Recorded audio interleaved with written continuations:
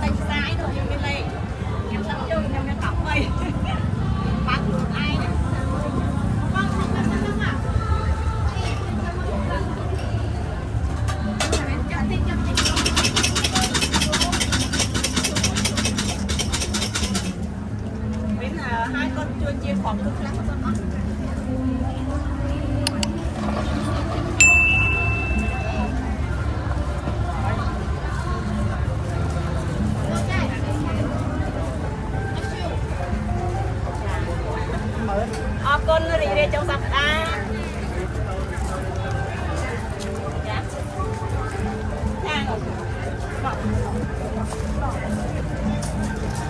mẹ thoát luôn cái giấy mẹ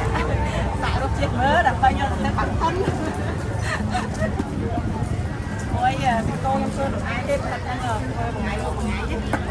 em không biết anh like thì có cái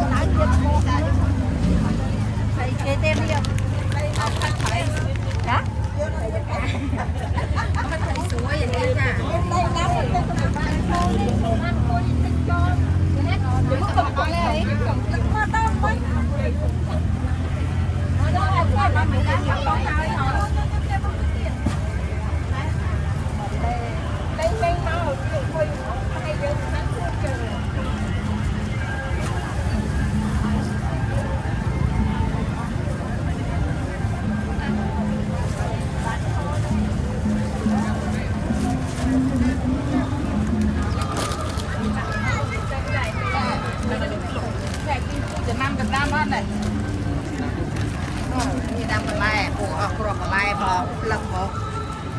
เนี่ยไปซื้อในมือเนาะ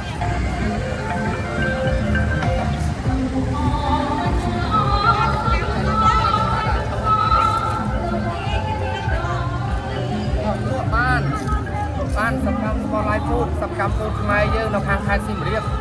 ไอ้เงี้ยสตาร์น่ะเราตามสตางดาสบัตรพิษใน5 บาทเป็นบาทขอบคุณออกลิง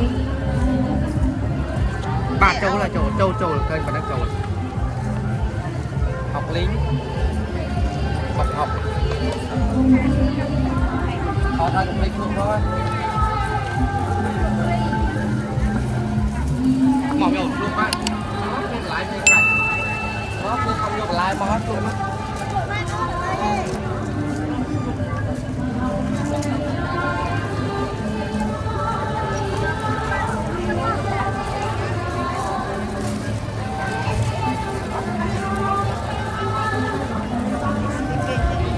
ไม่ได้ตัวบ้านcon traiกับbạn đi con trai đồ lực hơn